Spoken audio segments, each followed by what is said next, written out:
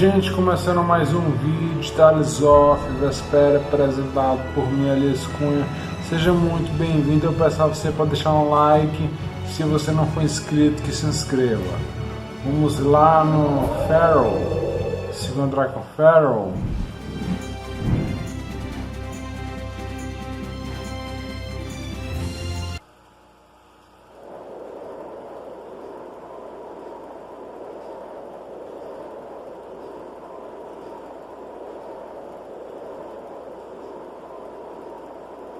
So this is where Phaeroh is? Should be.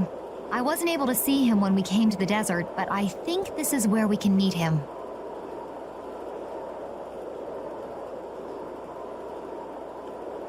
I hope nothing bad will happen. What if he suddenly attacks us? I can't make any guarantees. I don't think we'll have a say in the matter. That just means we need to do our best so nothing bad happens. Carol, are you okay? No, I'm not okay. I should go. Phaeroh sure did pick a bleak place to live in, don't you think? They say this area used to be covered in lush greenery. Why did it turn into this rocky desert? I don't know that much. Estelle, are you really going to meet him? Even though you could be killed? Yes, I've already made peace with this decision.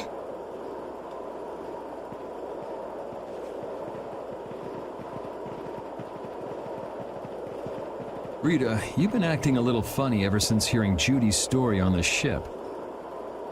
Do you have a problem with meeting Phaeroh?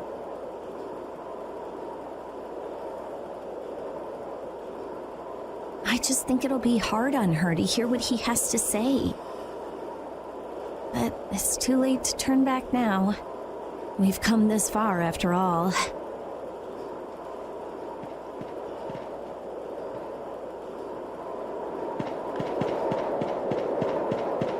Vamos lá, se encontrar com Phaeroh. Nem tô vendo ele daqui. Deserto de Cogó embaixo. E aqui uma montanha rochosa. Well, he doesn't seem to be here. Maybe he's off somewhere taking a nap. Phaeroh? You are here, aren't you?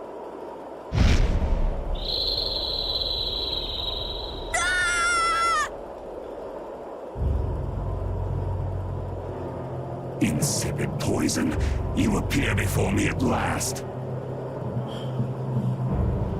So you are here. Is that how you greet all your guests, Phaeroh? By calling them names? For what reason have you come to me?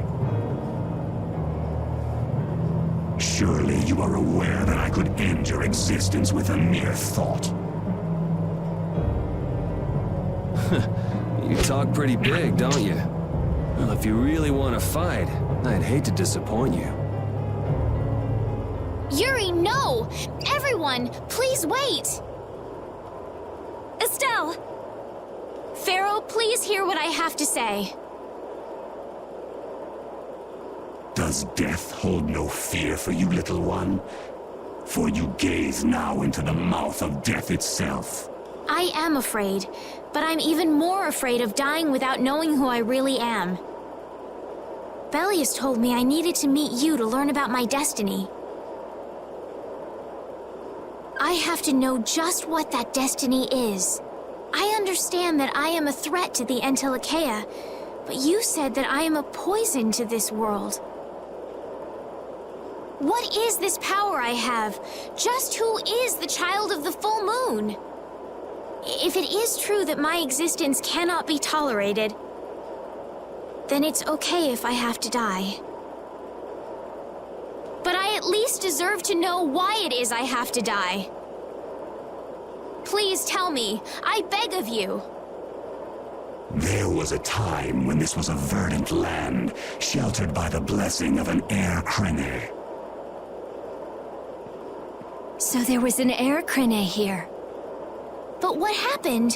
Why did it change? What you see are the results of too much air and its aftermath. As to why the air ran rampant, the answer lies with the poison brought by the child of the full moon. Huh? The power of the child of the full moon stimulates the air crane more than any Blastia. Huh? Blastia convert air into energy by way of a formula. So if Estelle can use her healing arts without the aid of any Blastia, she must possess a formula in her very being that lets her convert air into energy. Judith was searching for Blastia that used a particular kind of formula.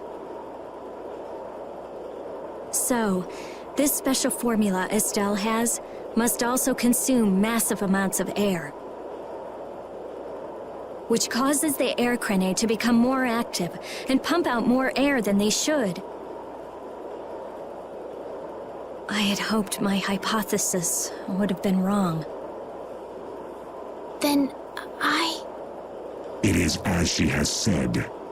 With each use of her power, the child of the full moon uses far more air than the Blastia. In so doing, the imbalance of air in this world is furthered. For the planet, such an existence can only be called a poison. So you just wipe it out then? Little quick to judge, aren't you, Phaeroh?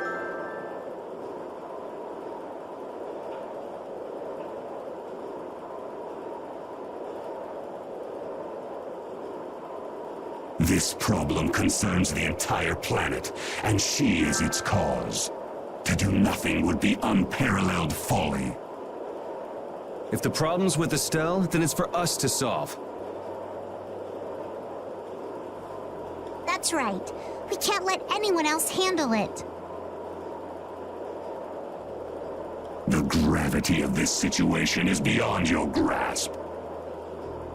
You don't honestly think that everything's gonna be all sunshine and rainbows if Estelle dies, do you? It would at least eliminate one problem. Phaeroh, at Heliord I stopped myself. And again at Dawngrest I stopped you. What I thought was a Blastia turned out to be a human. Before I realized it, I had lost my way. I never thought this child could be as great a danger as you had said. And due to your confusion, I granted you the time necessary to see things as they are. As a result, my sister Belius is now lost to me. Enough. This power will bring only ruin. Not sure I understand all this, but if her power's the problem, why can't she just not use it? There can be no guarantee she will not try to use the power. That's true. She does have trouble turning a blind eye to things happening around her. Someday she will surely use her power to help someone. However, as long as she keeps that spirit of compassion, she cannot only be seen as harmful. She is not like a Blastia. I know that you can feel the difference. Compassion alone will not save this world. Listen, Phaeroh, I get that you've thought all this through with everybody's best interest in mind. But why doesn't that world have a place for Estelle?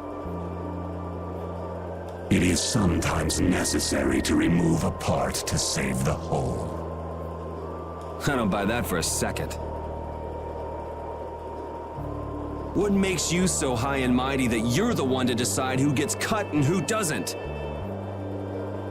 We have endured the anxiety of existence for far greater a span than you can conceive. Such words mean nothing from those who call this world home for but a fleeting moment. Phaeroh, please, listen. The important thing is finding a way to stop the excessive air, correct? We still have time left to search for such a thing. Judith. And if the effects of Estelle's power, I will kill her as promised. You should have no complaint with this. Hey, Judith, are you serious? I'm sure brave Vesperia will come up with something before that happens, right? What? Yeah, of course we will. Score one for Judith. So that settles it. If we humans are to blame for Estelle's problem and bringing on the apocalypse, then it's up to us to make things right. If we give it all we've got and still blow it, you can slow roast us on a grill for all I care. You have changed. If you were still as before. Have I? That is nice to hear. Very well. Be ever mindful, though, that time is fleeting.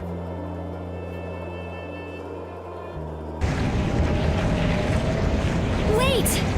If the formulas are causing the excessive air, then there must have been times when this happened in the past. I mean, the Blastia were a product of an ancient civilization. There exist those who have inherited the sins of the past. If any yet can speak of what occurred in the days of old, it is they.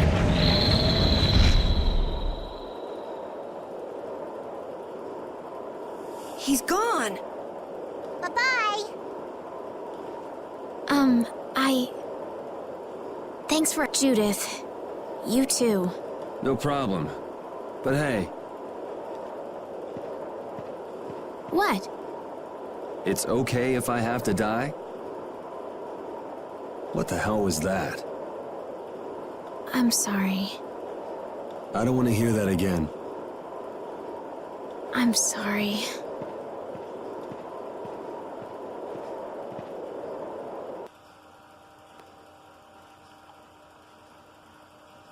Man, I was really worried there for a while. We were pretty lucky that bruiser was in a mood for conversation. Poor Raven's heart can't handle that sort of stuff anymore. You're pretty gutless for an old man. Geez, Patty, you've really got nerves of steel. If he really wanted to kill Estelle, he'd have attacked us immediately. And that's what I can't figure out. I imagine Phaeroh was conflicted as well. He hid himself from us in the desert to see just what we were made of. Huh. Maybe he wasn't as bad as we thought after all. You might be right. I get the feeling he'd do whatever's necessary when push comes to shove. That sounds like you. Maybe. But what are we gonna do, Yuri? You heard what he said. We're going to fix the problems the air's causing, and that's all. That's easier said than done. We're pretty much at square one, you know. Mm-hmm. And no one wants to be at square one. Acabou o jogo, gente. There's no doubt that the formulas are related somehow to the air getting used up. We need to find out about the ancient Blastia, and if they went berserk or not. If we had that kind of information, it might give us a clue.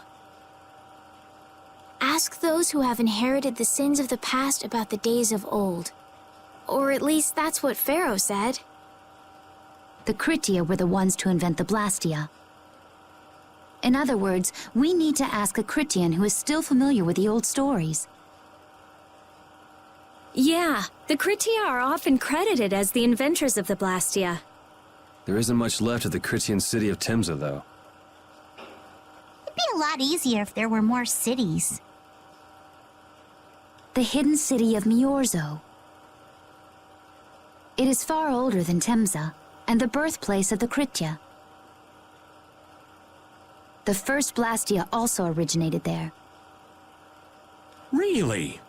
Well, You wouldn't happen to know where this Myorzo might be, would you, darling? I've heard that name somewhere. There was a Critian in Ospio. I'm sure they mentioned something about it. Do you think that person might still be there? Well, there's no harm in checking it out. Judith, are you coming with us? I should. We still have the issue of the guild to straighten out. So, to Ospio then. Para Aspio. All that stuff about the balance of the world is pretty hard to take in. Yeah, I hadn't even been outside the capital until just a while ago myself. And now we're here talking about the fate of the world. You never know what life will bring you. But isn't that what makes it interesting? I don't think we can afford to be that relaxed anymore. Estelle doesn't have much time left. What's the harm? It's not as if acting all serious is gonna solve anything. Besides, Estelle will notice if we look all worried. Well, maybe so, but... We won't forget what Phaeroh said. Relax. I know, it's just... Estelle's got it the worst. If we get too down about this, we won't be much help to her.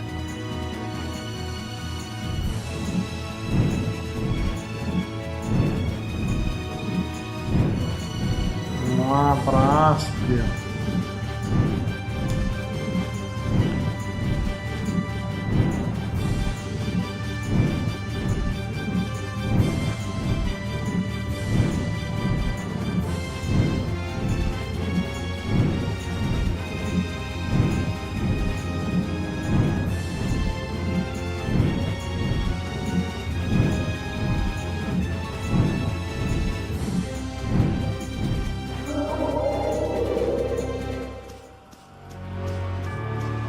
Salvar aqui.